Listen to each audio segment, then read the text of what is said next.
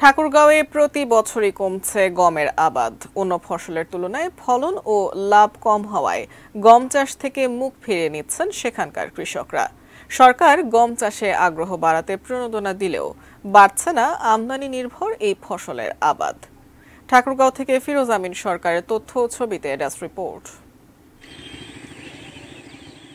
একসময় গম আবাদের জন্য খ্যাতি ছিল ঠাকুরগাঁও জেলার। মাঠের পর মাঠ চাষ হতো গমের, কিন্তু ফলন কমে যাওয়ায় এবং কম লাভ হওয়ায় গম চাষ থেকে মুখ ফিরিয়ে নিচ্ছেন এখানকার চাষিরা। কৃষকরা বলছেন, ভুট্টা চাষে গমের চেয়ে ভালো ফলন এবং লাভ দ্বিগুণেরও বেশি হয় সেদিকেও ঝুঁকছেন চাষিরা। তবে গমের উচ্চ ফলনশীল জাত উদ্ভাবনে তাগিদ দেন তারা। গমের আবাদ তেমন খুব কম হয়, গমের দাম পাচ্ছি না, এজন্য বিদায় আমাদের গমের প্রতি আমাদের আগ্রহ একটু কমে গেছে।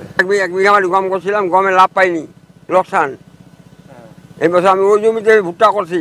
গম ফলন বৃদ্ধি হার কম থেকে এখন আমরা ভুট্টার আবাদ করি, ভুট্টার ফলন বেশি।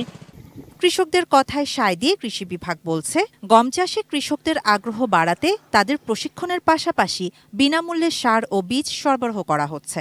আবাদ বাড়াতে গমের উচ্চ ফলনশীল জাত উদ্ভাবনের তাগিদ দেন এই কর্মকর্তা।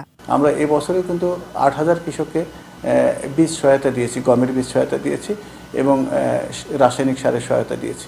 তো আমরা আপ্রাণ চেষ্টা চালিয়ে যাচ্ছি, হয়তো আরও অধিক উচ্চ ফলনশীল গমের জাত আবিষ্কারের প্রচেষ্টাও অব্যাহত রয়েছে গবেষণা কেন্দ্রে। ঠাকুরগাঁওয়ে এবছর ৩৬,৫০০ হেক্টর জমিতে গম আবাদের লক্ষ্যমাত্রা ধরা হলেও অর্জিত হয়েছে মাত্র ৩১,০০০ হেক্টর জমিতে, যা লক্ষ্যমাত্রার চেয়ে ৫,০০০ হেক্টর কম।